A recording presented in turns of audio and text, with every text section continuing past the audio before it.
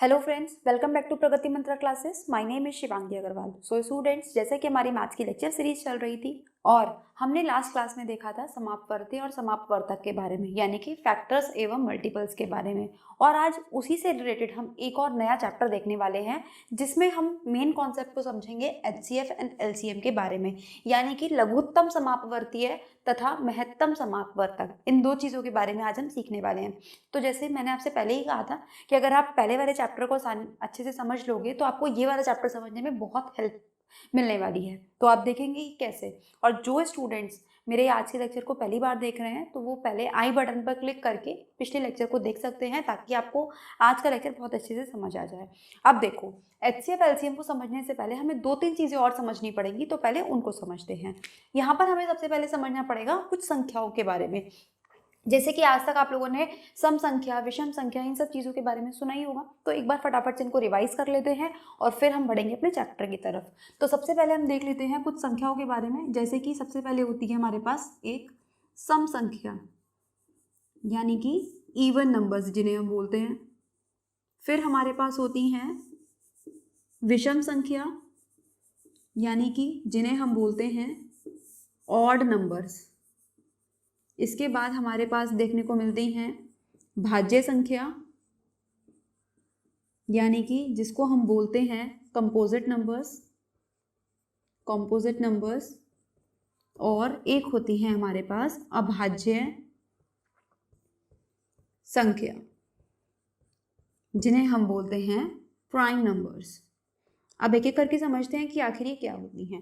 तो ऐसी सभी संख्याएं जो कि किसी ना किसी तरीके से दो के मल्टीपल होती हैं, वो सारी कैसी होती हैं? सम संख्या। जैसे कि फॉर एग्जाम्पल 2, 4, 6, 8, 10, 20, 30, 24, 48, ये सब कैसी हैं? ये सब हमारी दो से विभाजित होने वाली संख्या है, तो इन्हें हम क्या बोलते हैं? सम संख्याएं।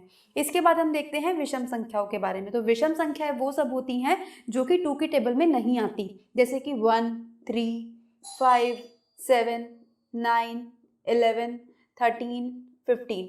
ये सारी की सारी संख्याएं कैसी कहलाती हैं? हमारी विषम संख्याएं। इसके बाद हम समझते हैं भाज्य संख्याओं को। तो भाज्य नाम से ही समझ में आ सकता है, जिसको हम किसी से विभाजित कर सकते हैं। तो वो कैसी होती हैं? भाज्य संख्या, यानी कि जिन्हें हम इंग्लिश में बोलते हैं कंपोजिट नंबर्स। तो जैसे कि अब हमारे पास है 6 को हम किस किस से डिवाइड कर सकते हैं? 2 से भी कर सकते हैं, 3 से भी कर सकते हैं। 10 को किस किस से कर सकते हैं? 2 से, 5 से। इसी तरीके से मान लीजिए 70, 100, ठीक है, 105, ठीक, 200 या फिर 2000। ये सब कैसी संख्याएं? ये सब है हमारे पास भाज्य संख्याएं, यानी कि कंपोजिट नंबर्स, जिन्हें हम किसी से डिवाइड कर सकते हैं। वो कैसी होती हैं? सभी भाज्य संख्याएं। इसके बाद हम देखते हैं प्राइम नंबर्स, अभाज्य, यानी कि जो किसी से भी विभाजित ना हो। जो किसी से भी विभाजित ना हो उन्हें हम क्या बोलते हैं? अभाज्य संख्याएं। जैसे कि 3 अपने अलावा और 1 के अलावा किससे विभाजित नहीं होगा। इसी तरीके से 7, 11, फिर 13, फिर 17, इसके बाद 23, इसके बाद 29। तो आप देख पाओगे कि ये वाली जो संख्याएं ये कभी भी आपको किसी के टेबल में नहीं मिलेंगी एक्सेप्ट 1 और ये नंबर इटसेल्फ, ठीक है। तो अपने अलावा और 1 के अलावा बाकी किसी में भी आपको ये नंबर्स देखने को नहीं मिलेंगे। ऐसी संख्याओं को हम बोलते हैं अभाज्य संख्याएं। आई होप यहाँ तक आपको सारी चीज़ें क्लियर हैं। हमने देखा even numbers, odd number, composite number and prime numbers के बारे में।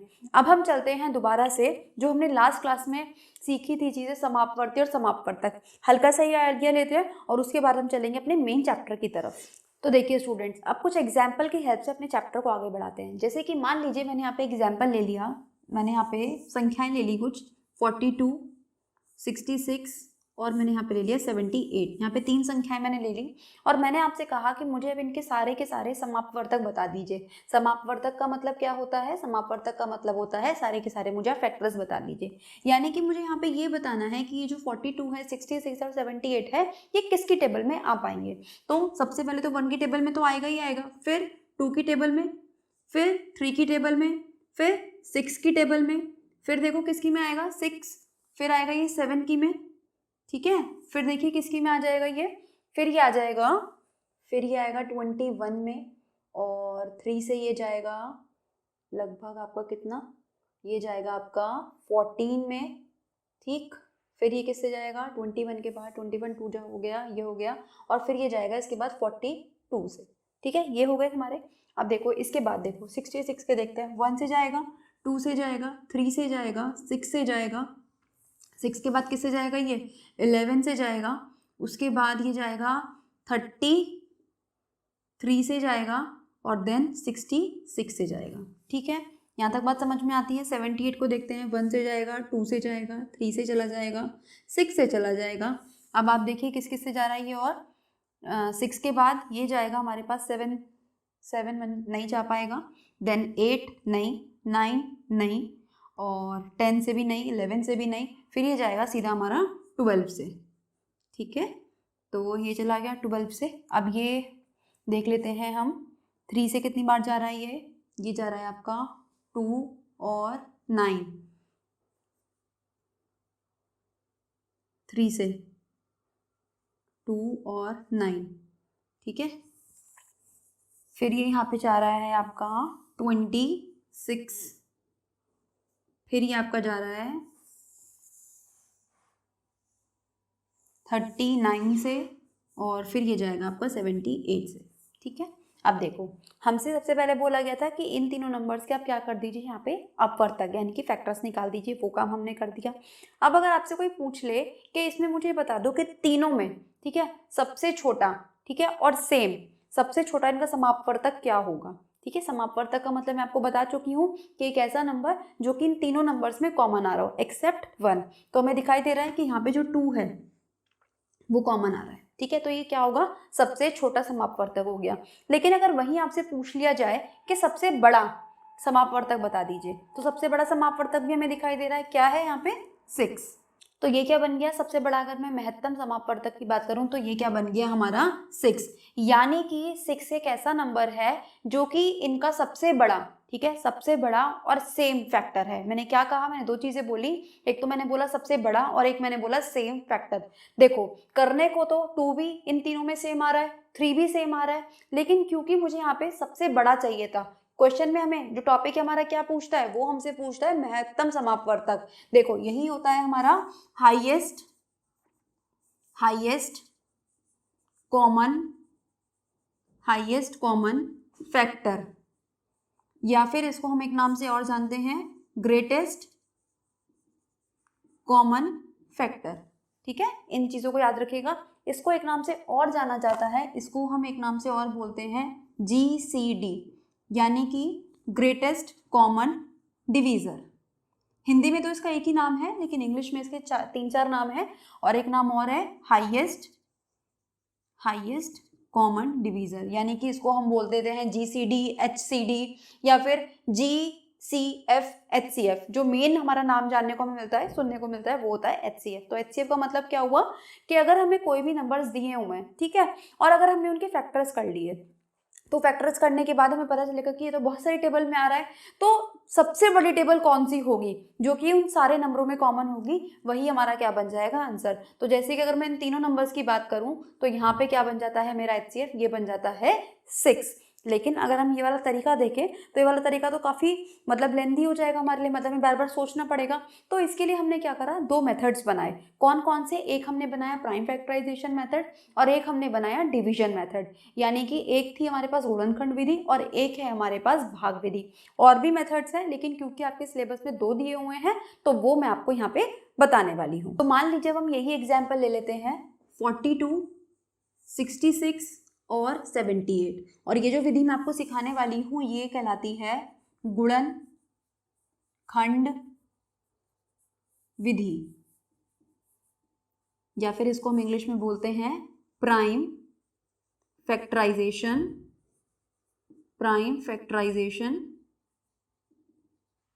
मेथड। ठीक है, चलिए शुरू करते हैं। अब आपको यहाँ पे क्या करना है, इस तरीके से इनके गुणनखंड करना है। ये तो हम सब सीख ही चुके हैं, ये में आता ही है। तो ये कितने हो जाएगा, ये हो जाएगा 2 1, देन 3 से जाएगा 7 और ये गया 7। अब इसको करते हैं तो 2 3 3 3 1 1 और ये गया 11 1।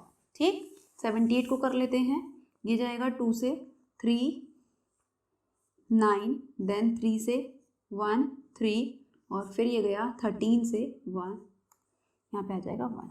अब आप मुझे देख के बताओ कि इसमें आपको क्या क्या कॉमन मिल रहा है। देखो जब मैंने 42 को लिखा तो 42 को हम कैसे लिखेंगे, 2, 3 और 7। इसी तरीके से 66 को क्या लिखेंगे, 2, 3, 11। इसी तरीके से हम 78 को क्या लिखेंगे, 2, 3, 13। अब देखो कौन कौन से नंबर है जो मुझे तीनों में सेम मिल रहे हैं। 2 भी सेम मिल रहा है और 3 भी सेम मिल रहा है, तो 2 × 3 यानी कि 6 जो है वो बन गया मेरा आंसर। तो आपने देखा कि इस मेथड से हमें कैसे सॉल्व करना है। ये कौन सा मेथड था, ये था हमारे पास गुणनखंड मेथड। अब देखो इसी के साथ मैं आपको यहीं पर भाग विधि भी करके दिखाती हूँ कि अगर यही सम्स हमारा भाग विधि से हमें सॉल्व करना होता तो हम कैसे करते। यहीं पर हम सीखते हैं डिवीजन मेथड इन्हीं तीनों नंबर्स के लिए। अभी हम और भी एग्जाम्पल्स देखेंगे, लेकिन मैं चाहती हूँ कि आप एक बार ये देखो कि अगर हम तीनों मेथड लगाते हैं, जो कि हमारा एक तो बेसिक मेथड था जो हमने पिछली क्लास में सीखा था, ये हमारा सबसे ज़्यादा यूज़ होने वाला मेथड है जो सबसे ज़्यादा बच्चों को और सबसे पहले सिखाया जाता है। इसके बाद हम चलते हैं डिवीजन मेथड यानी कि भाग विधि के बारे में। अब इसमें क्या करना होता है आपको, अगर 2 नंबर दे रखे होते हैं तो 2 नंबर्स को आपस में डिवाइड करना होता है। यहाँ पे 3 नंबर दे रखे हैं तो हम तीनों नंबरों को डिवाइड करेंगे। कैसे करेंगे उसको ध्यान से देखिए।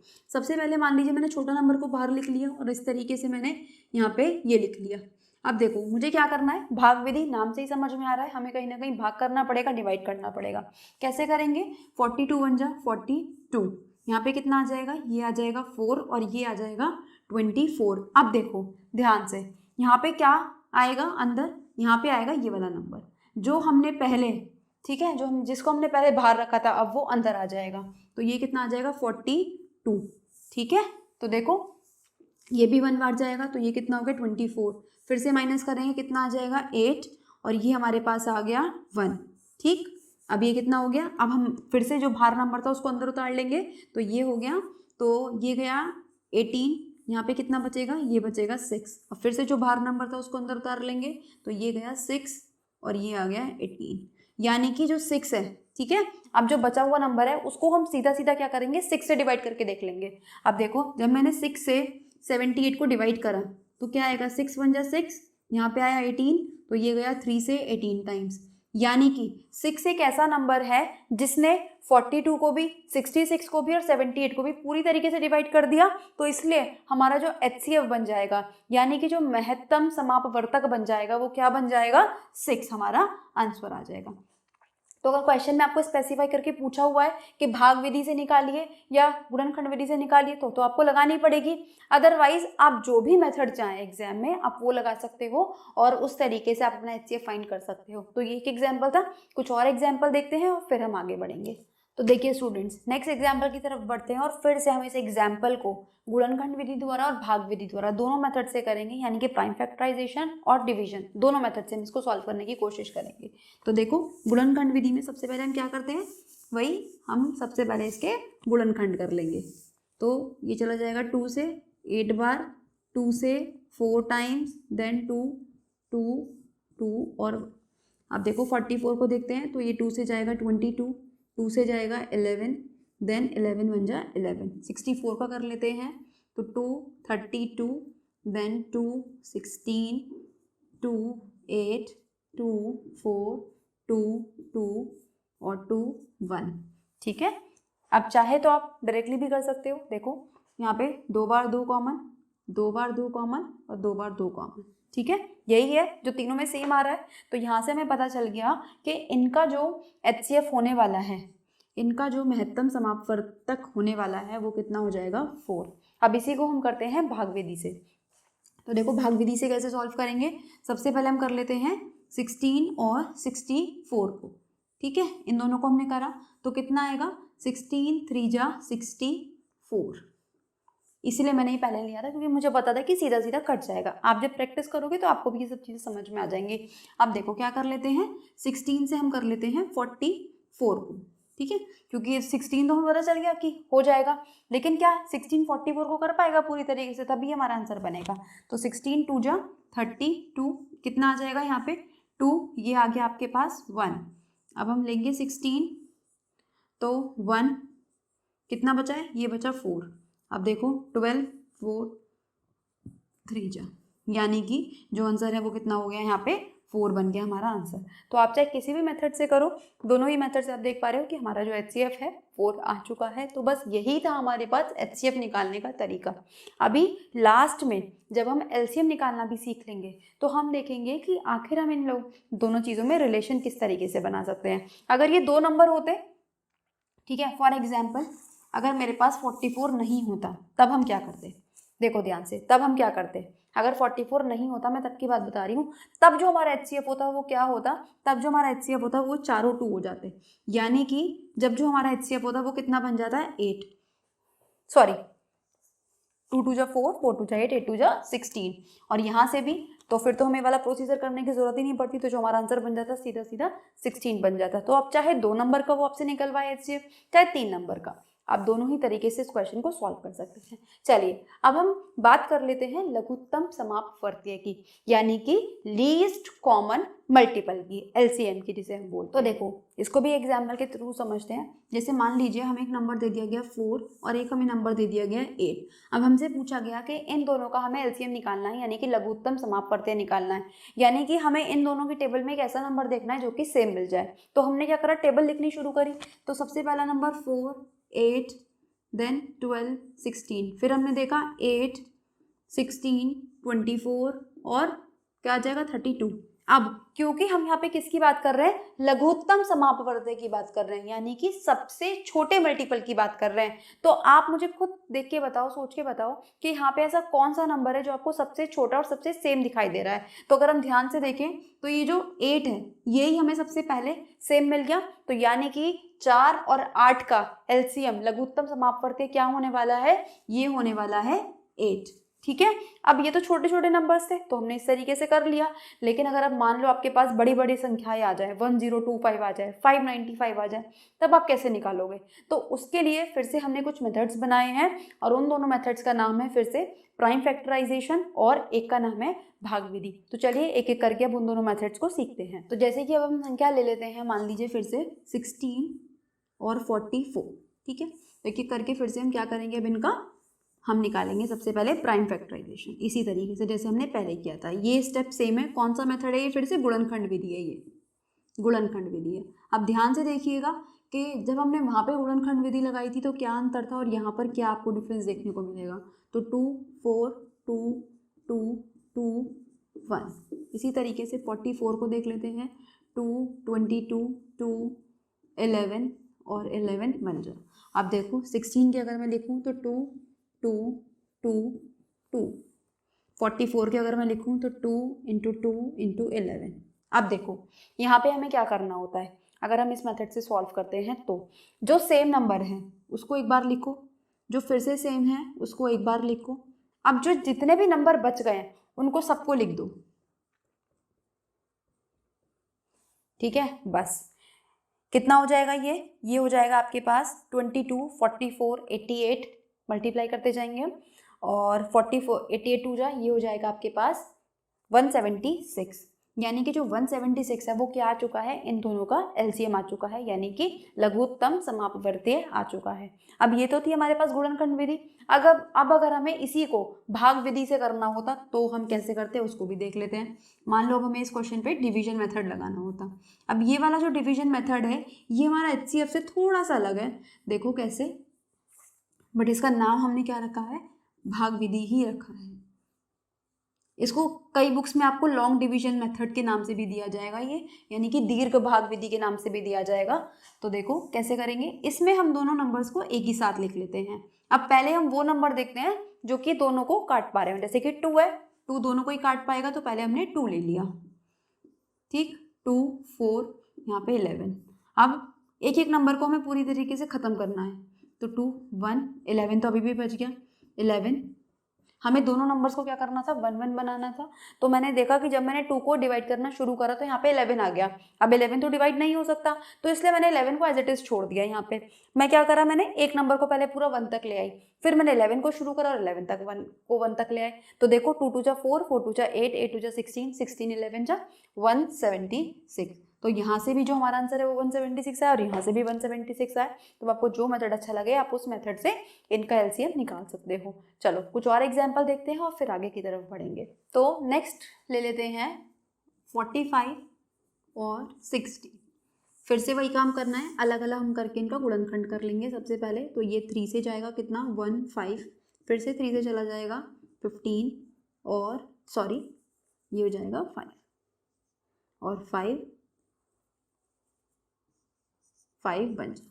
60 को कर लेते हैं तो 60 सबसे पहले जाएगा 2 30, फिर ये जाएगा 2 15, फिर ये जाएगा 3 15 और फिर ये जाएगा 5 बन जा। तो अब देखिए यहाँ पे क्या हो जाएगा 45, 3 × 3 × 5 और यहाँ पे क्या आ जाएगा 60 का 2 × 2 × 3 × 5। तो सबसे पहले वही काम, जो कॉमन नंबर है उनको लिख लेते हैं। तो 3 कॉमन है और 5 कॉमन है, तो हमने पहले 3 को लिख लिया, 5 को लिख लिया। अब जो भी बच गया है उन सबको लिख देंगे 3 2 2। तो देखो क्या बन गया, ये बन गया 10 और 3 2 6 6 3 18, यानी कि जो आंसर है वो आ गया हमारा 180। यानी कि 180 सबसे छोटा ऐसा नंबर है। जब हम 45 का टेबल पढ़ना शुरू करेंगे तो सबसे पहले, और 60 का जब टेबल पढ़ना शुरू करेंगे तो वो नंबर है जो कि सबसे पहले हमें सेम मिल जाएगा। तो ये था हमारे पास कैसा गुणनखंड विधि। इसी को हम देखते हैं भाग विधि से। तो 45 और ये हो गया 60। चलिए सॉल्व करना शुरू करते हैं। 2 से कर लेते हैं। 45 तो 2 से नहीं जाएगा, इसलिए इसको ऐसे ही छोड़ देंगे। फिर से 2 से कर लेते हैं। 45 नहीं जाएगा तो उसको छोड़ देते हैं। तो ये आ गया 15। अब देखो 3 से कर सकते हैं पहले, तो 3 बन जा, 3 5 जा और ये आ गया हमारे पास 3 5 जा। फिर से 3 से कर लेते हैं। 3 5 जा, यहाँ पे भी 5, तो अब ये आ गया 5। ठीक, तो देखो कितना हो गया 2 2 जा 4, 4 3 जा 12, 12 3 जा 36 और 36 5 जा 180। ये आ चुका है हमारा यहाँ पे आंसर। किसी भी मेथड से करिए आंसर तो सेम ही आने वाला है। आई होप यहाँ तक आपको सारी चीज़ें क्लियर है। चलिए अब हम कुछ और क्वेश्चंस की तरफ चलते हैं और फिर हम चलते हैं इसी के साथ साथ एक्सरसाइजेस की तरफ, यानी कि उन क्वेश्चंस की तरफ जो आपके एग्जाम्स में पूछे जाने के बहुत ज़्यादा चांसेस रहते हैं। तो जैसे कि क्वेश्चन दिया हुआ है 14 28 35 और 56, इसका मुझे एलसीएम निकालना है, लैसे निकालना है। ठीक है, और वो भी किसके द्वारा, भाग विधि के द्वारा। चलिए देखते हैं कैसे निकाल पाते हैं हम लोग। तो वही भाग विधि का मतलब लैसे निकालना है, तो ये वाला मेथड हमें यूज़ करना पड़ेगा। सबसे पहले 2 से डिवाइड करना शुरू कर देते हैं। तो 2 से ये जाएगा 7 टाइम्स, ये जाएगा 14 टाइम्स। 35 2 से नहीं जाएगा, इसलिए हम उसको एज इट इज़ कॉपी कर देंगे और ये गया हमारे पास 2 8। ठीक है, अब फिर से 2 से कुछ कुछ कट सकता है तो हम 2 को ही ले लेंगे। 7 तो नहीं कटेगा, ये कट गया 35 और ये गया 14 टाइम्स। फिर से अभी भी 2 से कट जाएगा तो हम उसको ले लेंगे। तो 7 7 35 और ये गया 7 7 ले लेते हैं हम। 7 1 1 5 सॉरी 1। अब बस 5 ही बचा है तो 5 को कर लेते हैं 1 1 1। सारे नंबर्स 1 हो चुके हैं, बस यहीं पे आप कर लीजिए। ये हो गया 10, 7 2 जा 14, 14 2 जा 28, यानी कि जो आंसर है वो आ चुका है 280। यानी कि 280 ऐसा नंबर है कि जब हम इन सब की टेबल पढ़ना शुरू करेंगे तो जो सबसे पहला हमें कॉमन नंबर, सेम नंबर मिलना शुरू होगा, वो कौन सा होगा, 280। आई होप चीज़ें क्लियर है। चलिए नेक्स्ट क्वेश्चन तक चलते हैं। अब देखिए नेक्स्ट क्वेश्चन पर बढ़ने से पहले एक मैं आपको एक चीज़ और समझाना चाहती हूँ। आप एक लैसे और मैसे जब आप निकालते हो, यानी कि लघुत्तम समापवर्तीय और जब आप महत्तम समापवर्तक निकालते हो किन्हीं भी दो नंबर्स का, तो उनके बीच में एक खास रिलेशन होता है। क्या, देखो इसको भी एक एग्जाम्पल के माध्यम से मैं आपको समझाती हूँ। जैसे कि मैंने दो संख्याएं ले ली 6 और 8। अब मैंने आपसे कहा कि इनका एलसीएम निकालिए और इनका एचसीएफ निकालिए। तो मान लीजिए मैंने दोनों में ही भाग विधि का यूज़ कर लेती हूँ। तो 6 1 जा 6, यहाँ बचा 2, ये आया 6 3 जा, यानी कि जो एचसीएफ है वो आ चुका है 2, यानी कि जो मैसे है मेरे पास वो आ चुका है 2। अब इसी तरीके से हम इन दोनों नंबरों का लैसे निकाल लेते हैं 6 और 8 का। तो देखो 2 से जाएगा 3, ये जाएगा 4, 2 से जाएगा 3, 3 तो 3 ही रहेगा, ये गया 2 से फिर से मैंने करा तो ये 1 और ये आया 3 एकम 3। ठीक है, तो यहाँ से मेरा एलसीएम क्या निकलेगा, 2 2 जा 4, 4 2 जा 8, 8 3 जा 24। अब देखो आपको यहाँ पे एक खास रिलेशन देखने को मिलेगा। क्या, देखो यहाँ पे आपको एक खास रिलेशन देखने को मिलेगा कि जब मैं इन दोनों संख्याओं की गुणा करती हूँ, ठीक है, और जब मैं एचसीएफ की और एलसीएम की भी गुणा करती हूँ, ये तो मैंने एचसीएफ निकाला था और ये मैंने क्या निकाला था, लेसे, यानी कि एलसीएम। ठीक है, तो जब मैं इन दोनों संख्याओं की गुणा करती हूँ और ले से और में से की गुणा करती हूँ तो देखो मेरे पास क्या मिलने वाला है, 6 × 8 बराबर 24 × 2, यानी कि ये भी 48 और 6 से 8 जो 48, ये भी 48। तो ये खास तरीके का रिलेशन देखा जाता है क्या, कि अगर हमारे पास कोई दो नंबर हैं और अगर हम उनका ले से और में से निकालते हैं तो उन दोनों नंबरों की गुणा और ले से और में से की गुणा कैसी आएगी, तो कैसी आएगी, आपस में बराबर आ जाती है। तो यही एक फॉर्मूला आप याद रखोगे यहाँ से कि पहली संख्या गुणा दूसरी संख्या बराबर ले से गुणा में से। ये कंडीशन आपको याद रखनी है। इसके बेसिस पे बहुत सारे क्वेश्चन ना केवल आपके डीएलएड के एग्जाम में बल्कि आगे आने वाले कॉम्पिटिटिव एग्जाम्स में भी, जैसे यूपी टेट हो गया, सी टेट हो गया, या और भी आपके टीचिंग एग्जाम्स हो गए, उनमें भी कई बार आपसे क्वेश्चन पूछा जाता है। तो इस फॉर्मूले को आपको बहुत अच्छे से ध्यान रखना है। लेकिन इस फॉर्मूले को वही बात है आप यूज़ तभी कर पाओगे जब आपको ले से और में से निकालना आना चाहिए, यानी कि आपको एलसीएम एचसीएफ निकालना आना चाहिए, तभी आप इस फॉर्मूले का पूरी तरीके से यूज़ कर पाओगे। चलिए नेक्स्ट क्वेश्चन पर चलते हैं। तो आइए स्टूडेंट्स कुछ और क्वेश्चंस की तरफ चलते हैं। जैसे कि अब हमसे पूछा गया है कि 2 अंकों की बड़ी से बड़ी अभाज्य संख्या बताइए, यानी कि हमें 2 अंकों की सबसे बड़ी ऐसी संख्या बतानी है जो कि प्राइम नंबर है, यानी कि जो किसी के टेबल में नहीं आएगा। तो देखो अगर मैं अब 2 संख्या की बात करूं तो 10 से शुरू होती हैं और कहाँ तक चलेंगी, 99 तक चलेंगी। क्योंकि अब मुझे सबसे बड़ी बतानी है तो हम क्या करेंगे, पीछे से चलना शुरू करते हैं। देखो 99 किसकी टेबल में आ जाएगा, 3 की टेबल में आ जाएगा। इससे पहले फिर क्या आएगा, 98 भी 2 से कट जाएगा। फिर क्या आएगा, 97। तो अब देखो 97 जो है ये आपका किसी भी टेबल में नहीं आने वाला। तो 2 अंकों की सबसे बड़ी अभाज्य संख्या कौन सी बन जाएगी, हमारी 97। चलिए नेक्स्ट क्वेश्चन पर चलते हैं। अब हमसे पूछा गया है 1728, हमें एक संख्या दी गई है 1728 और हमें क्या करना है, इसके अभाज्य गुणनखंड बताने हैं। ऐसे गुणनखंड बताने हैं जो कि किसी से भी विभाजित ना हो। ठीक है, तो देखो इसका तरीका सीधा सीधा आप क्या करिए, इस तरीके से इसके गुणनखंड करके देख लीजिए। तो सबसे पहले इससे हम किससे करेंगे, 2 से कर लेते हैं। तो 2 16, फिर 16 है तो ये कितना जाएगा 8, देन 6 और 4, फिर से कर लेते हैं 2 से, तो 4 3 2, फिर से कर लेते हैं तो ये जाएगा 2 1 और ये हो जाएगा 6, फिर से कर लेते हैं तो 108, फिर से कर लेंगे तो 54, तो फिर से कर लेंगे इसको हम 2 से 27, देन 3 9 जा, 3 जा और 3 1 जा।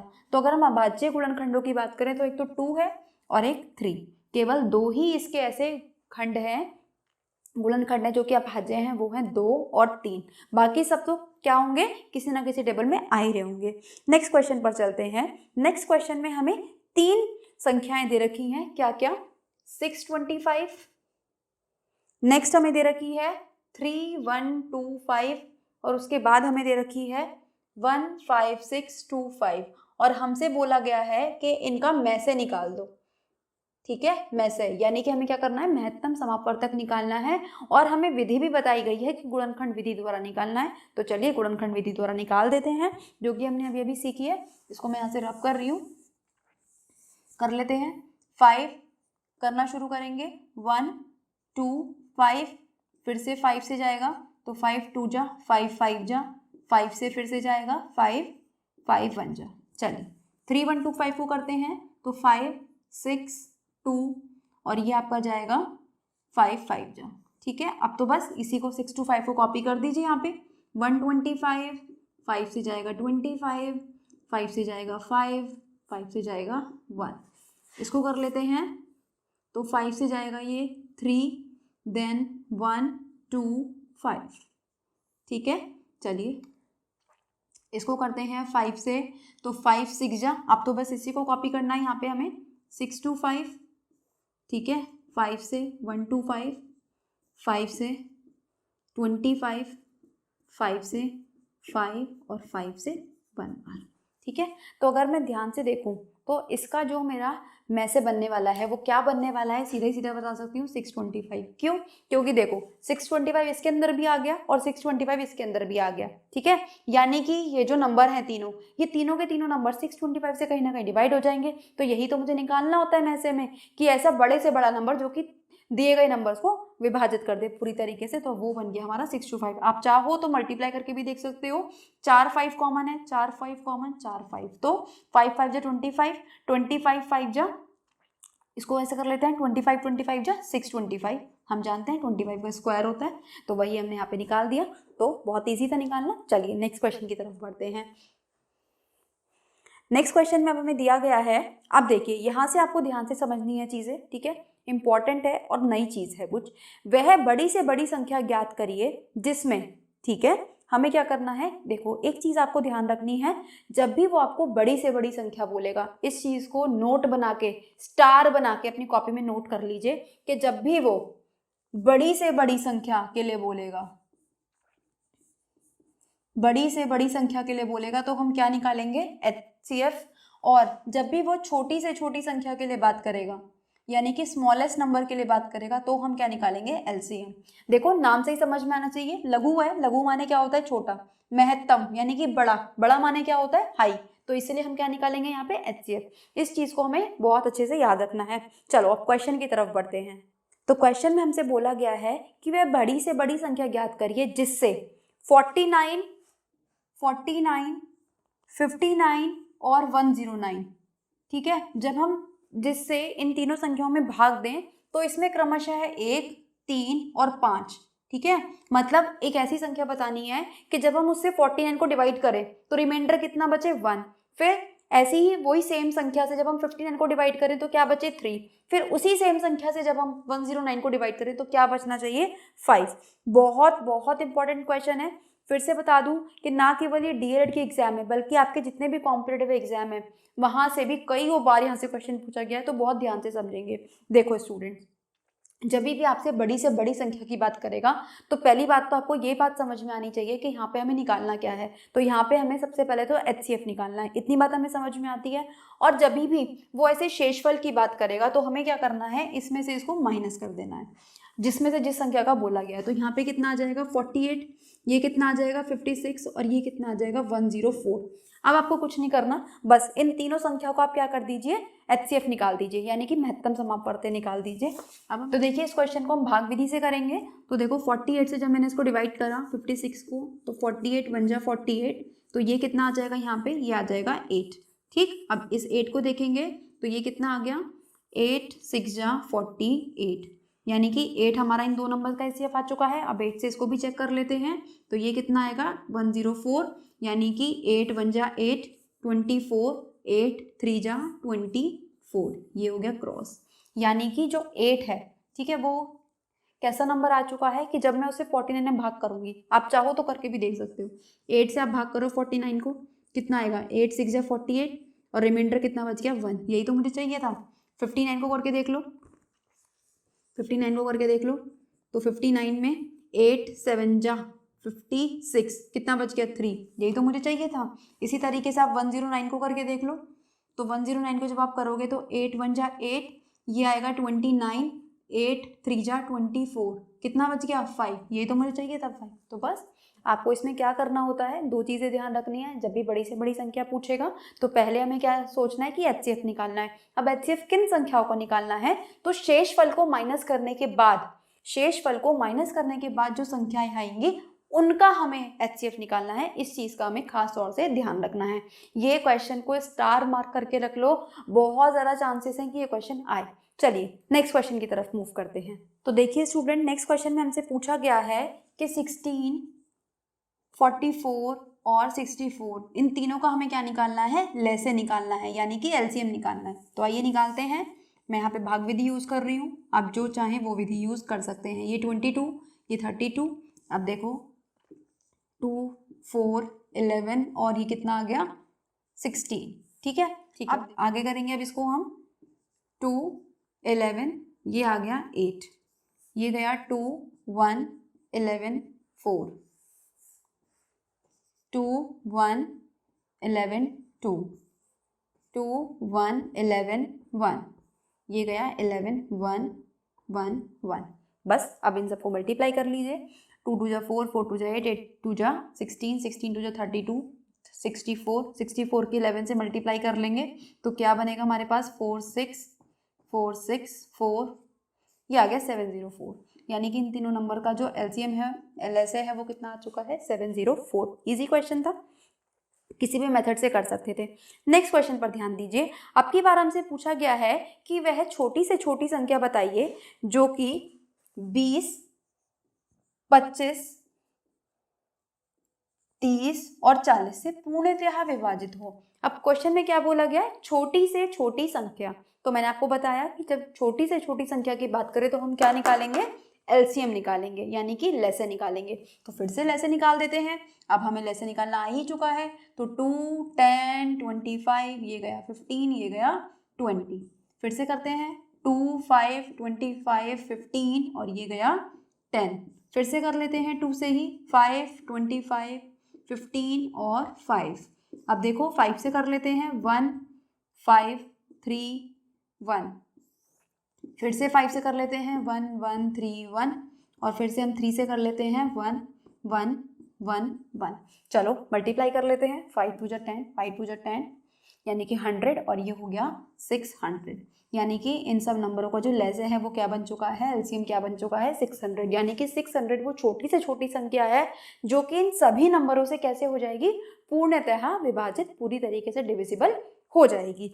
चलिए नेक्स्ट क्वेश्चन की तरफ चलते हैं। तो नेक्स्ट क्वेश्चन अब हमें दिया हुआ है कि वह छोटी से छोटी संख्या बताइए जिसमें 75, 80 और 135, ठीक है। जब हम इन तीनों नंबरों से डिवाइड करें तो हमारे पास क्या बचना चाहिए, प्रत्येक दिशा में 3 शेषफल बचना चाहिए, 3 शेषफल बचना चाहिए। लेकिन यहाँ पे एक चीज़ और बोली गई है, छोटी से छोटी संख्या। तो हमें पता है कि जब भी वो छोटी से छोटी संख्या की बात करेगा तो हम क्या निकालते हैं, एलसीएम, यानी कि लेसे। तो सबसे पहले हम क्या कर लेते हैं, लेसे निकाल लेते हैं इन तीनों संख्याओं का।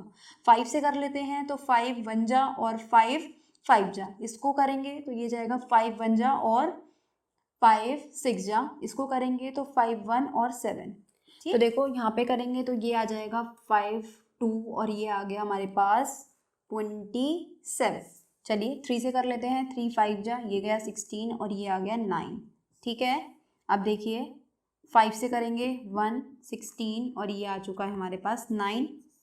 अब तो कोई भी सेम नंबर है ही नहीं तो 16 ही जाएगा और यहाँ पे 9 का 9 ही जाएगा क्योंकि कोई सेम नंबर है ही नहीं हमारे पास। तो इसको मल्टीप्लाई करोगे आप, कितना आ जाएगा 80 और इन दोनों को करोगे 15 15 9 जा कितना होता है 135, 135 और 80 की मल्टीप्लाई। तो जब आप इन सब की मल्टीप्लाई कर लोगे तो आपके पास आंसर आ जाएगा 1080, ठीक है। ये आपके पास आंसर आ जाएगा। अब बात आती है इस 3 शेषफल की, क्या करेंगे हम, तो इस 3 शेषफल को अब हम इसमें जोड़ देंगे, ठीक है, इसमें हम जोड़ देंगे। तो ये आ गया 1083। अब देखो, अब आप क्या करने वाले हो, जब आप 75 से इसको डिवाइड करोगे तब भी हमारे पास 3 बचेगा, जब आप 80 से इसको डिवाइड करोगे तब भी हमारे पास 3 बचेगा, और जब आप इसको 135 से डिवाइड करोगे तब भी आपके पास 3 बचेगा। आप चाहो तो इसको खुद से भी करके देख सकते हो। चलिए अब चलते हैं हम आज के लास्ट और सबसे इंपॉर्टेंट क्वेश्चन की तरफ। ये जो मैंने आपको लास्ट के 4-5 क्वेश्चन कराए हैं सबसे ज़्यादा इंपॉर्टेंट है, सबसे ज़्यादा चांसेस हैं कि क्वेश्चन यहाँ से आएगा ही आएगा, और 100% है, सबसे ज़्यादा क्या कहूँ मैं, 100% चांसेस हैं कि इन 4-5 क्वेश्चनों में से तो आपका 2 नंबर का क्वेश्चन आना ही आना है। तो इसको आप बहुत ध्यान से समझेंगे और अच्छे से करेंगे। नेक्स्ट क्वेश्चन है कि हमारे पास कोई भी 2 संख्याएं हैं जिनका मैसे और गुणनफल हमें दिया हुआ है, तो हमें उनका लेसे ज्ञात करना है। तो देखिए इस क्वेश्चन के लिए हमने एक फॉर्मूला देखा था, पहली संख्या गुणा दूसरी संख्या बराबर मैसे गुणा लेसे।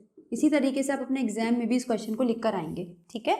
अब देखो पहली संख्या और दूसरी संख्या का हमें गुणा करना होता था, लेकिन क्वेश्चन में पहले ही हमें दोनों का गुणनफल दे दिया गया है 6400, और हमें यहाँ पे मैसे दे दिया गया है कितना 16, और हमसे यहाँ पे क्या निकलवाया गया है, लेसे हमसे निकलवाया गया है। तो बस इस 16 को हम नीचे ले आएंगे क्योंकि उधर मल्टीप्लाई में है तो नीचे आके डिवाइड हो जाएगा। ये गया 16 से 4 टाइम्स, यानी कि 400 आ चुका है उन दोनों संख्याओं का लेसे। अब आपको यहाँ पे बस मैं बार बार आपसे यही कहूँगी कि आपको ये जो लास्ट के 4-5 क्वेश्चन है इन्हें बहुत अच्छे से ध्यान रखना है। तो आई होप आपको ये पूरा लेक्चर अच्छा लगा होगा, पसंद भी आया होगा, समझ में भी आया होगा। तो अगर अच्छा लगा है तो वीडियो को लाइक करना ना भूलें, ज़्यादा से ज़्यादा शेयर करना ना भूलें, और अगर चैनल पर नए हैं तो सब्सक्राइब कर दें, बेल आइकन को हिट कर दें ताकि आने वाले सारे नोटिफिकेशंस आपको टाइम से मिलते रहे। तो मिलते हैं नेक्स्ट क्लास में एक और नए टॉपिक के साथ, तब तक पढ़ते रहिए। All the very best.